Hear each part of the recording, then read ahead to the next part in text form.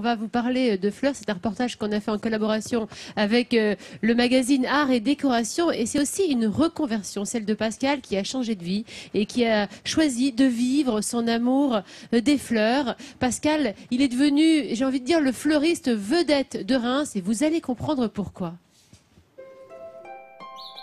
Il est des endroits un peu hors du temps où l'œil est tout de suite cueilli par la beauté, l'harmonie et le bien-être. Le magasin de fleurs de Pascal Knockaert, situé en plein cœur de Reims, est l'un d'entre eux.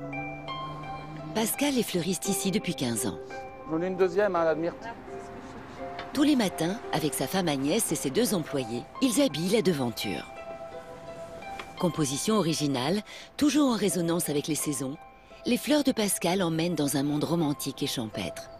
En constante évolution, la vitrine du magasin fait la part belle aux fleurs qui s'adaptent bien aux températures d'hiver. C'est une bruyère qui peut être gélive par chez nous en dessous des -5, qui est la verticillata. Et voilà, que je viens de ramener, regardez comme c'est beau. C'est gracieux. Les goûts de Pascal se retrouvent dans les fleurs qu'il vend. Ici, même les plus classiques possèdent un côté naturel et sauvage. Après avoir travaillé dans la revente de plantes, en France et à l'étranger, Pascal a ouvert sa boutique en 2001. Un choix qui le ramène à son enfance. Petit garçon déjà, il composait des bouquets. Les tout premiers, c'était pour ma maman avec des coquelicots, avec des boutons d'or, avec des pissenlits. Et après, j'étais beaucoup plus dans la production. Et je suis revenu à leur fleuristerie parce que j'aimerais vraiment ça. Son amour des fleurs, Pascal le sublime dans des compositions qu'il réalise pour des professionnels de la région. Il représente 20% de sa clientèle. Pour eux, le fleuriste est sans cesse en train d'inventer et de se renouveler. Ses réalisations, Pascal les livre toutes les semaines à plusieurs clients. Bonjour Serge.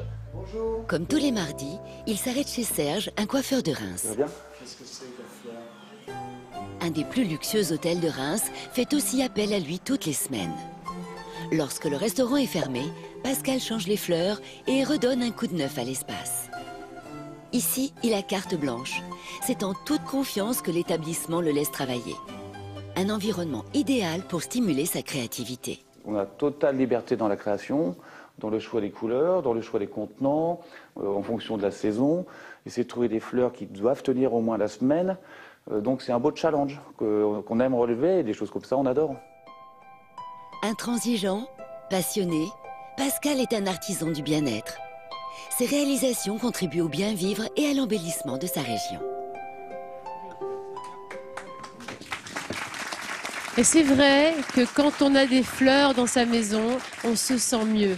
Moi, je sais pas vous, mais tout de suite. c'est exactement ça. Alors, en ce moment, on va fleurir. Enfin, là, dès le début décembre, on va fleurir nos maisons et surtout nos tables avec les couronnes de l'Avent. Et Pascal, qui a de la gentillesse de venir, il est où? Il est grand, il est derrière nous. Voilà, il est là. Il va vous montrer comment on réalise sa couronne de l'Avent, parce que on peut le faire à la maison si on n'est pas rémois et qu'on vient pas l'acheter chez Pascal. Cette couronne de l'Avent, qui est en forme de cercle, elle devait rappeler aux chrétiens le retour annuel et immuable du Christ au mois de décembre. Voici pourquoi on la confectionnait. Elle est constituée par l'assemblage, on l'a vu, de plusieurs branches, alors de sapin, de laurier, de houx, de gui, de pommes de pin. On y met des rubans de couleur et traditionnellement, elle comporte 4 bougies. Chacune d'entre elles doit être allumée, évidemment, chaque semaine précédant Noël. Et traditionnellement, les bougies, chez nous, sont rouges, couleur du feu et de la lumière. Alors qu'en Suède, et sur celles que Pascal a confectionnées, elles sont blanches et elles évoquent évidemment blanche. La pureté. La pureté. Et voilà. Et en Autriche, elles sont violettes. Et là, elles symbolisent la pénitence. Donc, chaque pays, chaque société a ses traditions, a ses couleurs, a son langage. Et toutes ces couronnes, toutes ces bouquets de table, c'est absolument, non pas charmant, mais ça évoque ce que vous allez pouvoir transmettre à vos invités, à vos hôtes. Donc, je remercie Pascal d'avoir eu la gentillesse de confectionner celle-ci pour nous. Et je vous invite à fleurir vos maisons. J'ai pas le talent de Pascal, mais c'est vrai que de plus en plus, j'aime bien acheter ma mousse. Et je vais acheter mes fleurs à l'unité. Voilà. J'essaie de faire mes petites Non, et puis compositions. tu peux aussi aller te Une petite balader en mousse. forêt, aller Oui, une petite récupérer mousse. de la mousse, des feuilles, etc. C'est l'occasion aussi de fabriquer des couronnes de l'Avent chez soi, avec ses enfants, d'évoquer les traditions. C'est important. Et, Ces moments passés à créer ensemble. Au-delà du lien social, c'est un lien familial qui est, je pense, assez important.